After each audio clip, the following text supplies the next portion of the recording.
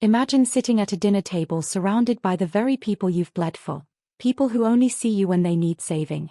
Then imagine your own mother looking you in the eye, tilting her glass with a smirk, and calling you a disappointment. That was the night everything changed for me. My name is Liana. I'm 28, quiet by nature, practical to the core. I don't crave luxury. I don't wear labels. I don't chase applause. I live in a small second-floor walk-up in the edge of Farewell Heights, tucked between an aging laundromat and a corner bodega. I work as a senior accountant for a mid-size firm, nothing fancy, just long hours, spreadsheets, and the weight of everyone else's chaos on my back. What they didn't know, what no one at that dinner table could ever imagine, was that I had secretly paid over $60,000 to keep the family home from foreclosure. Every late payment, every tax penalty, every threatening letter from the bank, I caught them before they could hit the floor. And I did it without ever asking for thanks. That night, I realized silence had bought me nothing. That night, I stopped being invisible. The house was nestled in a quiet neighborhood on the outskirts of Halebrook, a place where cracked sidewalks met freshly cut lawns, and every porch told stories of generations clinging to comfort. It was the home I grew up in. The home I had saved from vanishing. The scent of rosemary chicken and buttered sweet corn wafted through the air as the family gathered. But even as the table groaned under the weight of food, the air was thick with something else: judgment, unspoken resentment, and something colder than silence. At the head of the table sat my mother, Camille. She always took that seat, as though she were royalty in a crumbling castle. Her chin lifted with pride, her pearls catching the chandelier's glow like tiny moons.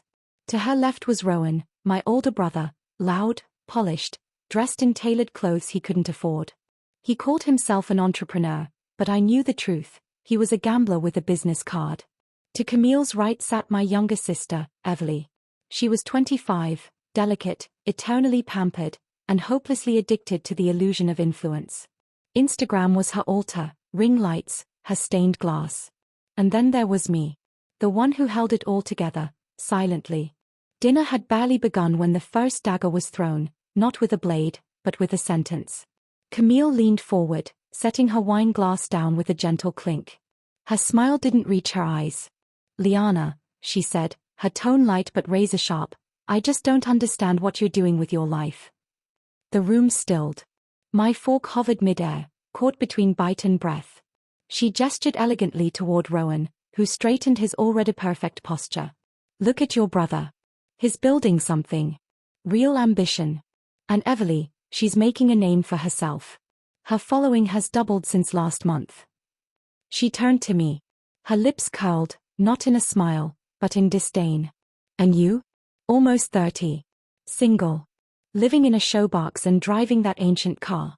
Honestly, sweetheart, you're just existing." A pause. The words struck like hail.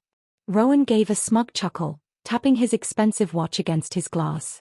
Everly giggled behind a manicured hand, her gaze avoiding mine. Like I was a running joke they all shouted. I looked around the table, this home I'd protected, these people I'd carried, and felt a heat rising in my chest. I should have screamed. But I didn't. I just swallowed it whole. My fork trembled slightly before I placed it back on the plate. The laughter faded into background noise. I could barely taste the food anymore, everything was ash in my mouth. I wanted to shout the truth. To stand up and tear through the delusions surrounding that table. I wanted to remind them that the roof above their heads had nearly been taken from them 2 years ago.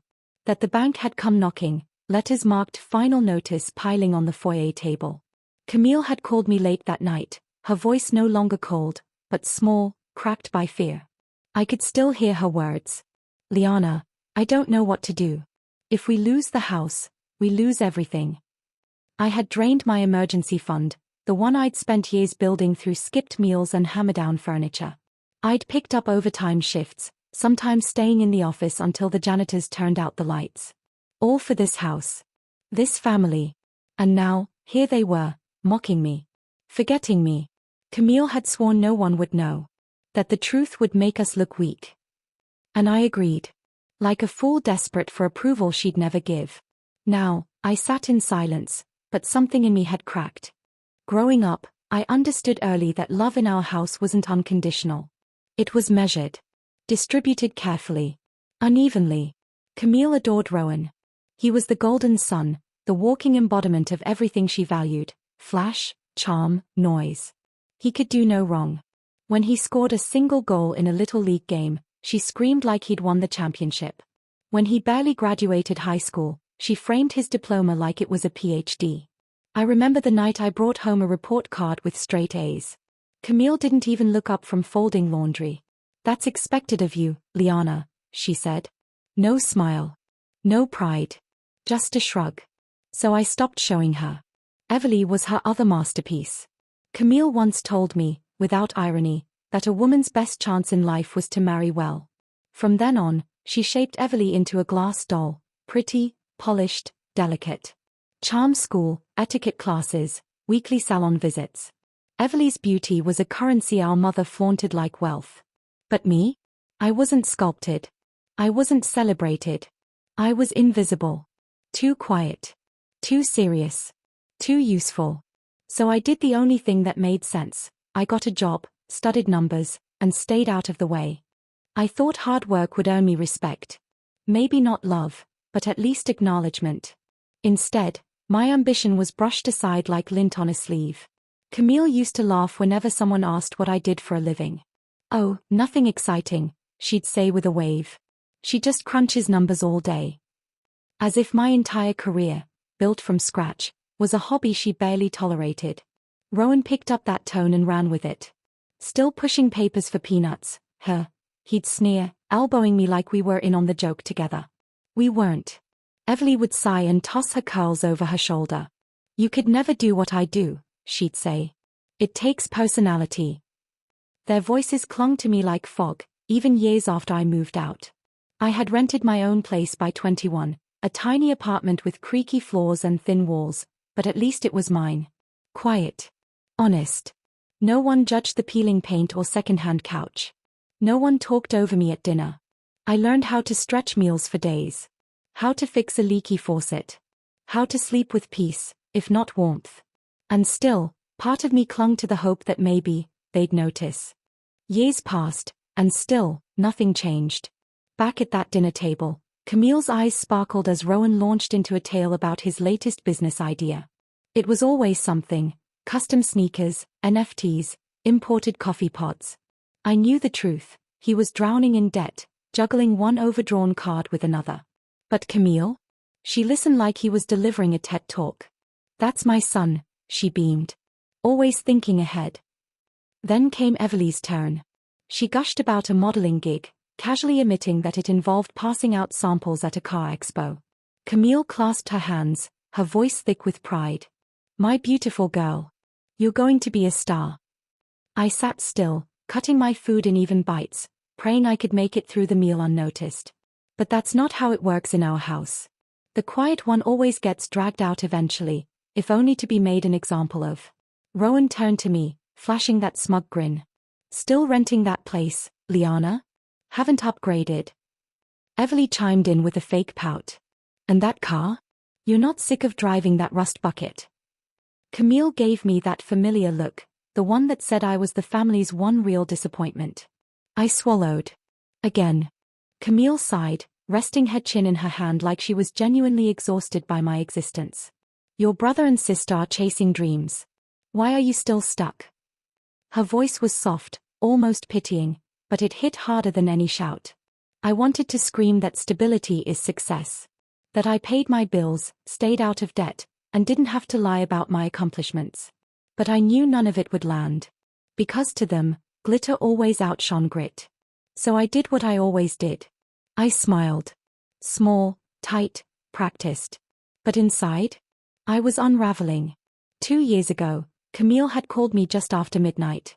I remember the tremor in her voice, how foreign it sounded, like someone else had taken over her tongue. "The house is going under," she whispered. "The mortgage, the taxes, we're out of time." "Liana, I didn't know who else to call." She said Rowan was working on something big, and Everly was just starting out. But I was the dependable one. The one who always showed up. The one they could lean on without breaking. She begged. And I said yes, even as my heart whispered no. I didn't have that kind of money sitting around. Who does? But I had some. Savings I'd built by skipping vacations, refusing happy hours, and eating noodles while others ordered sushi. I'd spent years saying no, to clothes, to comfort, to my own life, so I could one day have something to call mine. And I gave it all away in a single click. That first wire transfer was $7,800. I remember sitting in my dark apartment, the screen glowing in front of me, my finger hovering over the send button. Then I pressed it. I thought that would be the end of it. That Camille would get back on her feet. That maybe, just maybe, she'd look at me differently. But the bills kept coming. Late notices. Property tax penalties. Emergency repairs. And every time, the same call. The same trembling voice. The same guilt-wrapped plea. Rowan never offered a cent, said his money was tied up. Everly laughed and said, I can't touch my image budget. That's an investment. So I said yes. Again and again. I worked double shifts. Took freelance accounting gigs on weekends. Pried open every spare hour of my life to save theirs. And they never knew. Some nights, I didn't sleep at all.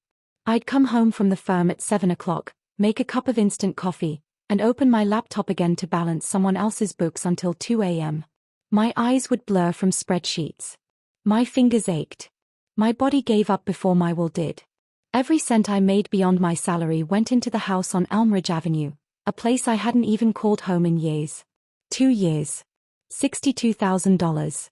$62,000. Money I could have used to put a down payment on my own condo. Or take a breath for once. Maybe even fall in love with someone who saw me. Instead, I gave it to a family that never really looked at me. And Camille made me promise to stay silent. No one can know, she'd said, voice stern. We don't need pity. And we certainly don't need the neighbors thinking we're weak.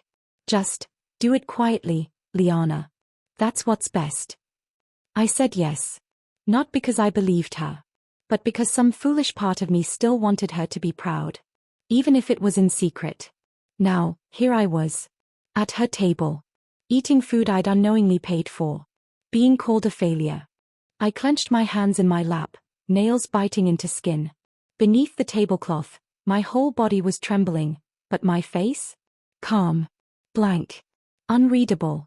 They didn't know. Rowan, with his cologne-soaked confidence, had no idea the power had been cut once before I paid the utility bill in secret. Everly, who complained when her skincare subscription got delayed, didn't know the house had come within days of being auctioned. And Camille, sat there laughing like she'd built this life through grit and grace. She tilted her glass again, chuckling at one of Rowan's stories. I knew the watch on his wrist had been rescued by a last-minute deposit from Camille. Money I suspect she siphoned from what was left of my transfers. He had pawned the last one weeks before. That's class, Camille had said as he showed it off. Real success. My stomach turned.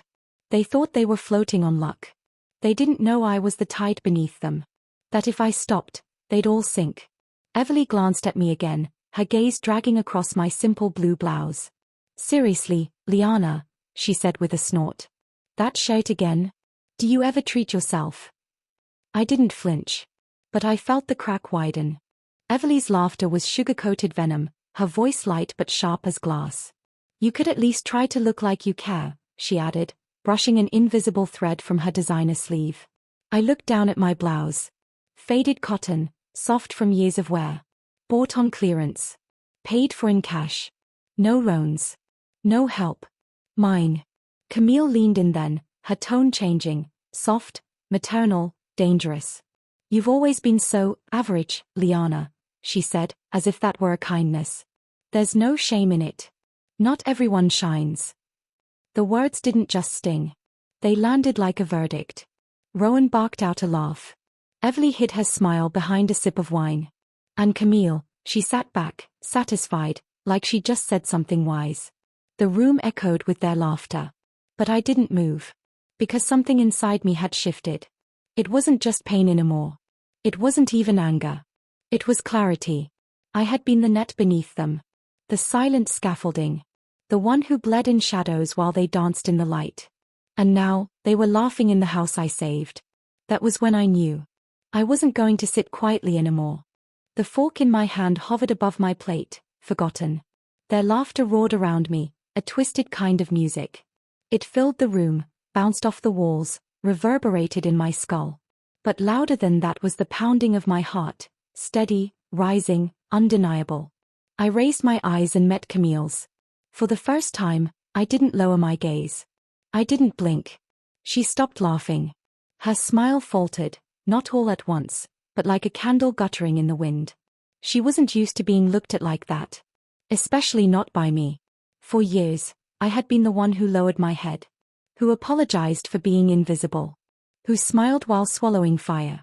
Not tonight. I set my fork down gently. The sound of metal on porcelain sliced through their laughter like a blade. Rowan's chuckle died. Everly looked up, confused. Then I spoke, my voice low, steady, sharp enough to make the air still. I'm tired, I said. Camille tilted her head. Of what? I leaned forward just slightly, the storm behind my eyes finally surfacing. I'm tired of pretending I haven't kept this family from falling apart. And just like that, the table went silent. Candlelight flickered across their stunned faces. Rowan stared at me like I'd started speaking in tongues. Everly blinked, mouth parted in disbelief. Camille's wine glass hung in midair, her knuckles whitening around the stem. I didn't wait for permission. You want to talk about success? I asked, voice still calm, still cold. Let's talk about February. 2 years ago. Valentine's Day. Camille flinched. Do you remember calling me just after midnight? I continued. Begging me to cover the mortgage? Crying, saying if the house went, we'd all go down with it. Camille opened her mouth, but no sound came. I wired you $7,800 the next morning, I said. And that was just the beginning. The color began draining from her face. April 3rd, I sent $5,200. June 22nd, $3,600. July 9th, $1,100. Rowan sat forward. Liana. I held up a hand. You'll get your turn. Right now, you listen. Everly paled. August 28th, $2,900. October 12th, $6,000. December 4th, $4,750. I spent that Christmas alone, remember? You told me not to be dramatic. That you'd be fine without me. Their silence was no longer stunned. It was scared. I let it stretch. And then I said the number. $62,000. The number hit like thunder. Rowan leaned back, the swagger draining from his face. Everly's jaw slackened, her polished fingers trembling slightly as she gripped her glass. Camille. Camille looked as if the air had been pulled from the room. 62,000, I repeated, each syllable sharp. That's what I've paid over the last 2 years to keep this house, your house, from disappearing. No one moved. I turned to Rowan. That's more than you've ever made from one of your ventures. His mouth opened. Nothing came out. I looked at Everly. More than you've earned in your entire life of photo shoots and promo codes. Her eyes welled, but I wasn't done. I turned back to Camille. You called me a failure. You sat at this table, eating food I paid for, under a roof I saved, and laughed. She swallowed, but didn't speak. If I'm a failure, I said, my voice low and even, then this house is built on failure. Every bite you took tonight? Paid for by the job you said was boring. The car you mocked got me to the office every day so I could save you. The truth didn't just hang in the room. It cut through it. For the first time in my life, the house was silent, and I wasn't afraid of it. No one laughed. No one rolled their eyes. They just sat there, each of them blinking like the truth had finally turned on the lights and they didn't recognize the room. I leaned back slightly in my chair, folding my hands in my lap. My heartbeat had slowed. The trembling was gone. I felt still. Rowan was the first to break the silence. He let out a scoff, a weak attempt at amusement. Come on, Liana, he said, forcing a smirk. 62 grand? Really? That's a bit dramatic, don't you think? Everly crossed her arms, her tone sharp and bitter. Honestly, this is embarrassing. You've always wanted attention. You hate that Mom's proud of us. Now you're inventing some martyr fantasy to feel important. I didn't blink. Instead, I reached into my bag and pulled out a thick folder, neat, labeled, heavy with receipts. I placed it on the table like a final card in a high-stakes game. Then, one by one, I slid the proof across the table: bank transfers, cleared checks, wire receipts. Stamped. Dated. Undeniable. Their confidence cracked. Now, they had to see me. Rowan leaned forward, eyes narrowing as he flipped through the first page. His smirk vanished. Everly stayed frozen, her mouth slightly open as she glanced down at the numbers, the dates, the signature lines, my name scrawled again and again beside the words "payment received." Camille didn't move. Her hands sat folded in her lap like a child waiting for punishment. Then, in a voice so soft it barely made it across the table, she whispered, "She's telling the truth." Rowan snapped his head toward her. "What?" Camille's face collapsed in on itself, the proud mask crumbling. Tears welled in her eyes, spilled, unchecked. "I asked her for help," she choked. "When the bank came, I didn't know what to do. I thought we'd lose everything. I didn't want you two to know. I was ashamed." The room cracked. Rowan shoved his chair back so hard it scraped against the tile. "So you made her your secret savior while we sat here thinking you had it all under control." Everly's voice was sharper than I'd ever heard it. "You always said he was the favorite. But clearly it's Liana." I didn't move. I didn't speak. Because I didn't need to. They were unraveling on their own. Camille's sobs grew louder, messy and uncontrolled, but no one reached for her. The woman who had always held the room in an iron grip now sat hollow and shaking, her voice breaking apart as she repeated, "I didn't mean for it to be this way." But no one was listening anymore. Rowan's face was red, fists clenched. "Unbelievable," he muttered. "You let us believe you were the one keeping things together, and all along, he jabbed a finger toward me, was footing the bill." Everly was shaking her head, not in disbelief, but in betrayal. "You lied to us," she snapped at Camille. "You said Liana didn't understand what it meant to sacrifice. You made me believe she was just bitter." Camille reached for her, but Everly pulled back. "Don't." The room was a storm of accusations now, voices overlapping, each one louder than the last. Dishes rattled. A glass tipped, rolled, and shattered against the tile. I sat perfectly still. For years, I'd played peacemaker. I was the one who smoothed things over, swallowed the insults, held the cracks together with silence. Not anymore. This time, I let the family tear itself apart. And it felt like freedom. The shouting swelled, but I didn't hear it anymore. "Not really." Rowan blamed Everly. Everly turned on Rowan. Camille pleaded with both of them, her voice raw and cracking. The family I had spent my life holding together was now tearing itself apart, piece by piece, word by word. And I sat in the eye of the storm, untouched. For once, no one looked at me to mediate. No one asked me to clean up the mess. No one expected me to apologize for causing discomfort just by existing. I had peeled back the illusion, and now they were choking on the truth. I let the chaos run its course for a moment longer, then pushed back my chair. The legs scraped against the tile, sharp and deliberate. It cut through their noise like a blade. They froze. All three of them. Eyes on me. I stood slowly, smoothing the front of my blouse, every movement calm. Grounded. Controlled. "You can stop," I said softly. "Because I'm done."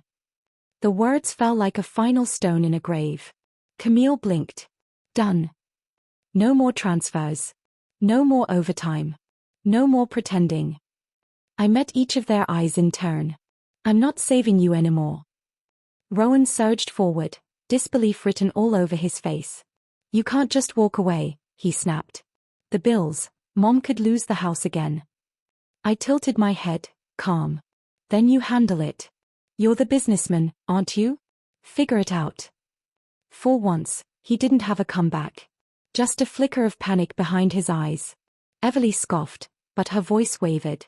"You're bluffing. You wouldn't just leave us hanging. You need us." I allowed myself a small smile. "No, Everly. I don't." I reached into my bag again, this time pulling out a single envelope. No drama. No fanfare. I opened it, removed one sheet of paper, and laid it gently on the table. It was a closing contract. My name at the bottom.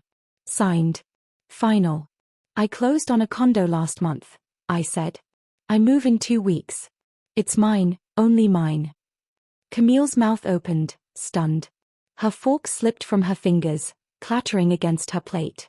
Rowan looked like he'd been slapped. Everly blinked rapidly, like she couldn't make sense of what she was seeing. You were planning this? Camille whispered. I nodded. I was planning a life.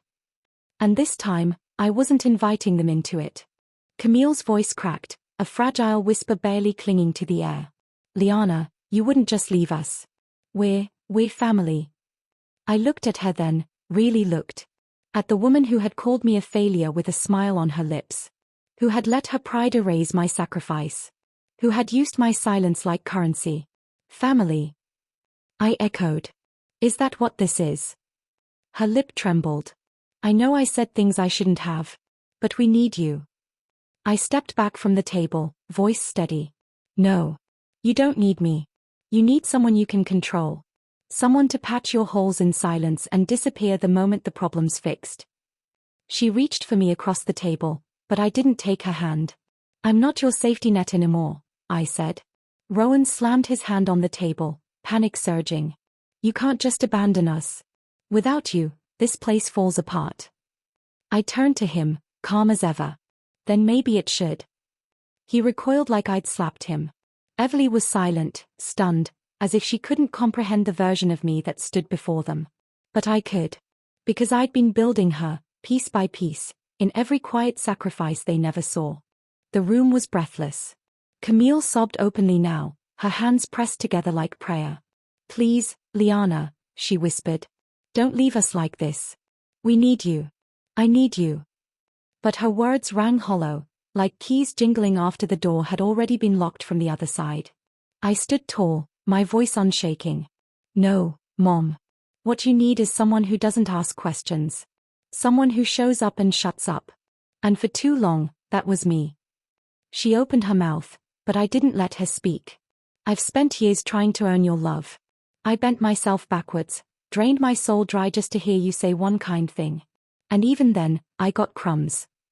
Rowan paced now, muttering under his breath, desperate for a way to flip the narrative. Everly stayed seated, but her arms were crossed tight, jaw clenched. You called me a failure, I said, voice lowering. But failure is the roof over your head.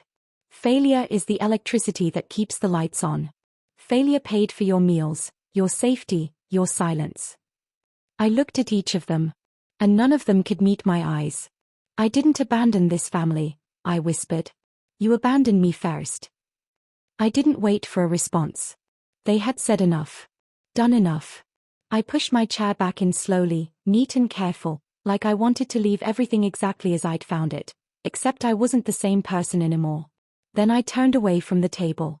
Camille called after me, her voice cracking under the weight of too many years. Liana, please. But I didn't look back. I walked down the hallway lined with framed photos, birthday parties, graduations, family trips. Not one featured me in the center. Not one captured the long nights I'd stayed awake fixing what others had broken. My smile, when it was there, always sat quietly in the background. Just like me. At the front door, I paused only once. My hand on the knob, I breathed in deep. The air outside smelled different. Crisp. Clean. Like something new was waiting just beyond the porch light. Then I stepped out into it. Behind me, the house erupted.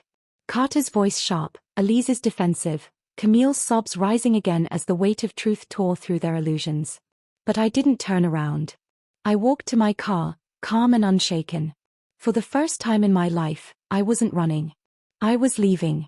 The night wrapped around me like a long-awaited embrace as I drove away from the only home I'd ever known, if you could even call it that. The further I got, the quieter it became. Not just outside, but inside. No more guilt whispering at the back of my mind. No more measuring my worth by the silence of others. Just the soft hum of tires on pavement and the slow rhythm of my own breath. Weeks passed. Then a month. I didn't hear from them, not directly. But word came anyway. It was my cousin, Myra, who called. She never liked drama. Always kept her distance. So when her name lit up my phone, I knew something was wrong. I just thought you should know, she said gently. The house is in trouble again. Late payments. Foreclosure notices. Carter's broke, completely. He had to pawn that flashy watch. Elise is working retail. Minimum wage. And your mom, she's been calling you every day. I didn't respond. But later, I listened to the voicemails. Camille's voice wavered between apology and desperation. Each one more broken than the last. I shouldn't have called you a failure. I see it now. You were the only one holding us together. Too late. I sat in the quiet of my new home, the city lights glittering outside my window like stars someone had poured into the streets. The condo wasn't extravagant. But it was mine. Every inch of it, earned. Every wall, every quiet moment, paid for in long hours, deep sacrifice, and the kind of strength no one ever bothered to see in me. Camille's final voicemail played in the background, her voice ragged. I can't lose you too, Liana. Please. I was wrong. I was so wrong. I hovered over the delete button. And then I pressed it. One by one, her messages disappeared. The silence that followed wasn't empty, it was clean. Like fresh air after a storm. I poured myself a glass of wine, carried it to the balcony, and stood beneath the open sky. The hum of the city below was distant, like a life I'd already outgrown. No more roles to play. No more love to beg for. No more battles fought just to be seen. I raised the glass in a quiet toast to the girl I used to be. Then I whispered, not for them, but for me. I'm not a failure. I'm free. And for the first time in my life, I believed it.